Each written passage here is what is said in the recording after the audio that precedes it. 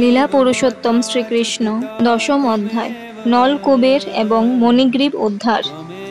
সর্বমঙ্গলময় দেবর্ষি নারদের অভিশাপে নলকুবের এবং মণিগ্রীব কিভাবে শ্রীকৃষ্ণের দর্শন লাভ করে মুক্ত হয়েছিলেন সেই কাহিনী এখানে বর্ণিত হয়েছে। নলকুবের এবং মণিগ্রীব ছিল শিব ভক্ত যক্ষরাজ কুবেরের পুত্র। মহাদেবের কৃপায় কুবের ছিলেন অসীম ঐশ্বর্যের অধিকারী। ধনী পিতার পুত্ররা যেমন প্রায়ই মদ্যপান এবং স্ত্রী সঙ্গে আসক্ত হয়ে পড়ে, তেমনই কুবেরের এই দুটি পুত্রও মদ্যপান এবং স্ত্রী সঙ্গে আসক্ত ছিল। একবার এই দুটি যক্ষ রাজপুত্র শিবের আলোয় কৈলাস পর্বতস্থ মন্দাকিনী গঙ্গার তীরে সুরম্য উপবনে অপূর্ব সুন্দরী নারীদের সঙ্গে বেড়াতে গিয়েছিল। সেই সুবাসিত পুষ্প শোভিত উদ্যানে তারা অত্যধিক মাত্রায় মদ্যপান করে সেই সুন্দরী নারীদের কণ্ঠে মধুর সঙ্গীত শুনছিল। মদ্যপানে মত্ত হয়ে তারা পদ্ম শোভিত গঙ্গায় সেই সমস্ত রমণীদের সঙ্গে জল ক্রীড়া করতে লাগল, ঠিক যেমন মত্ত হস্তি হস্তিনীদের সঙ্গে ক্রীড়া করে। এইভাবে যখন তারা জলকেলি করছিল, তখন দেবর্ষি নারদ সেখান দিয়ে যাচ্ছিলেন।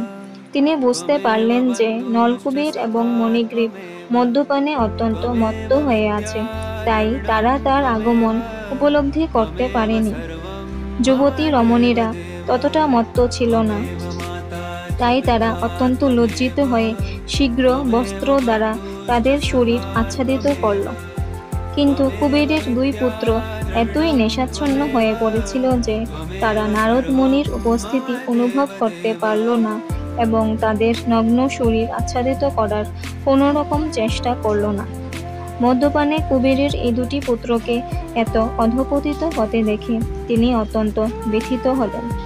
মহর্ষি নারদ তাদের প্রতি অত্যন্ত কৃপা পরবশ ছিলেন, তাই আশবপান এবং যুবতী স্ত্রী সঙ্গে ইন্দ্রিয় সুখ উপভোগের ভ্রান্ত প্রয়াস থেকে মুক্ত হয়ে তারা যাতে পরমেশ্বর ভগবান শ্রীকৃষ্ণকে প্রত্যক্ষভাবে দর্শন করতে পারে তার ব্যবস্থা করলেন।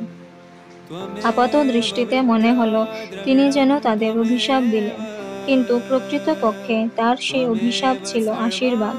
তিনি তাদের বললেন যে জড় ইন্দ্রিয় সুখভোগের বাসনা বর্ধিত হয় রজগুণের প্রভাবে। জড়জগতে কেউ যখন ধন এবং ঐশ্বর্য লাভ করে, তখন তারা সাধারণত তিনটি বিষয়ে অত্যন্ত আসক্ত হয়ে পড়ে। সেগুলি হচ্ছে আশবপান, স্ত্রী সঙ্গ এবং